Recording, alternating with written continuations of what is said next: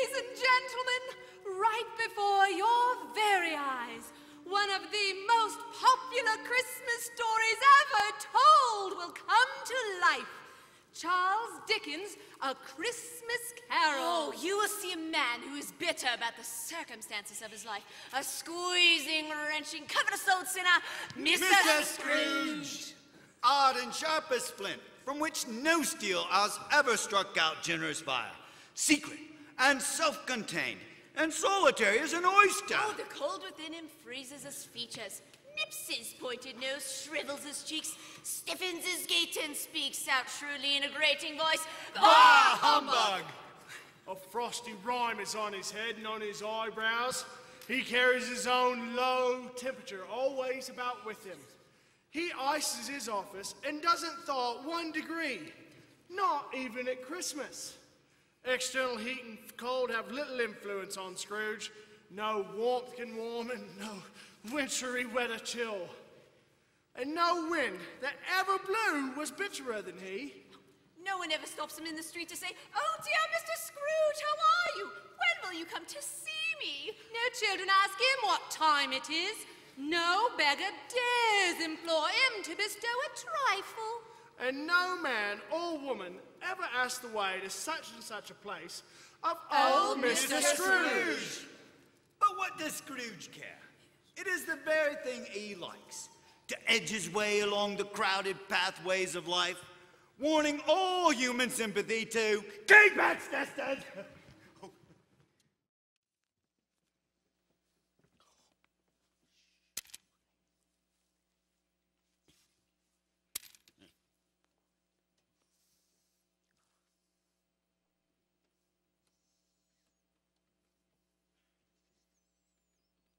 Merry Christmas, Uncle Scrooge!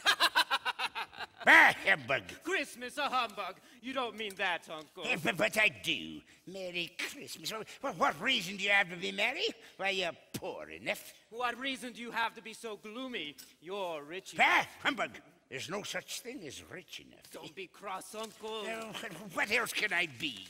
When I live in such a world of fools who go about wishing each other a Merry Christmas. And what is Christmas time to you, nephew? Well, But it's a time to... Get out of my way. Get out of my way. It's a time for finding yourself a year older and not 1 penny richer. If I could work my will, every idiot who went about with Merry Christmas on his lips would be boiled in his own pudding and then buried with a stake of Harley through his heart. Uncle! Nephew, you keep Christmas in your way, and I'll keep it in mine. But you don't keep it. Well, then let me leave it alone if I wish. Hey, what good has that ever done you? Well, it's the day of our Savior's birth. The day that God gave us his son, Jesus, and therefore, though it has never put a scrap of gold or silver in my pocket, Give me I that. believe that it has done me some good. So I say, God bless it. Oh, here, here. Thank you, Bob. Well spoken, Minister.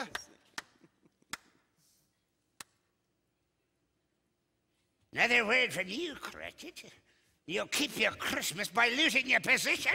Now get back to work. Yes, sir, Mr. Scrooge. You're quite a powerful speaker, nephew. It's no wonder you became a minister.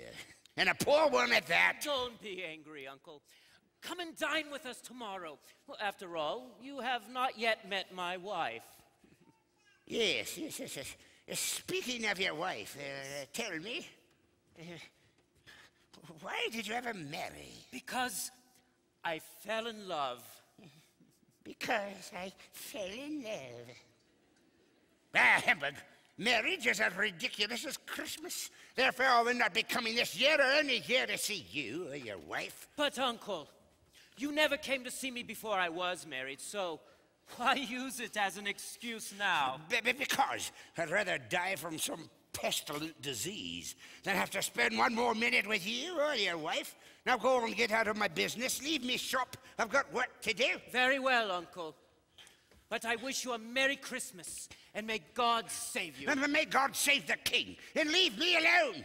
Very well, Uncle. But I will be praying. Good afternoon. Merry Christmas, Bob. Oh, Merry Christmas, Minister. Yes. Say hello to your wife and children for me. Oh, and a blessing upon you, sir. Thank you.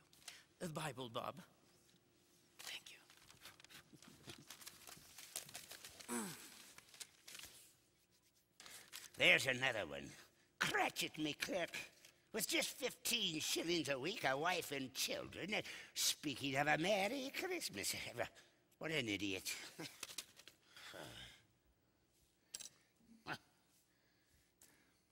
Sir? It is almost 7 o'clock, sir. What of it? Well, I was wondering about my pay, sir. Oh, yes. The problem with you, Cratchit, is all you care about is pleasure. Pleasure and squandering the hard-earned money that I've given you. Oh, you haven't given me anything. I've earned it. What was that? Oh, nothing, sir. Very well, very well. Come here. Not so close.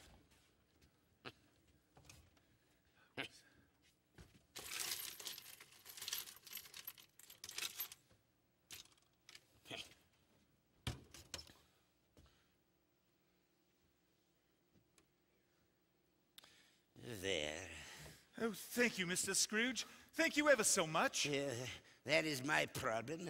I'm a slave to my own generosity. Oh, yes, sir.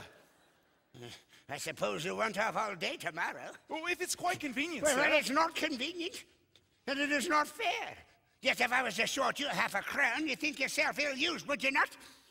Yet you don't think me ill-used when I pay a day's wages for no work. But it is Christmas, sir, and it only comes once a year. It's a poor excuse for picking a man's pocket every 25th of December. But I suppose you must have the whole day. Oh, very well. But be here all the earlier the next morning. Oh, yes, sir, I will, sir.